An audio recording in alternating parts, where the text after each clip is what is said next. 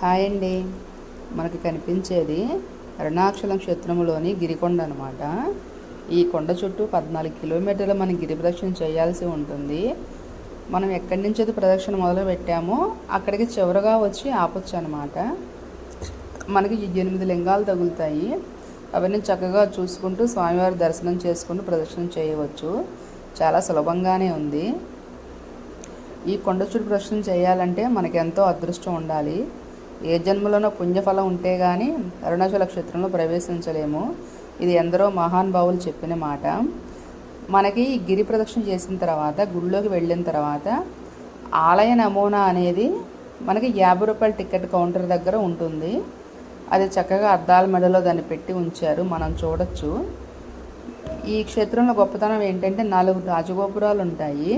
మనం గుడిలోకి వెళ్ళిన తర్వాత 3 గోపురాలు దాటిన తర్వాతనే స్వామివారి దర్శనం లభిస్తుంది మనకి. మేము చాలా చక్కగా దర్శనం చేసుకున్నాము. మా ఛానల్ నచ్చితే లైక్ చేయండి, షేర్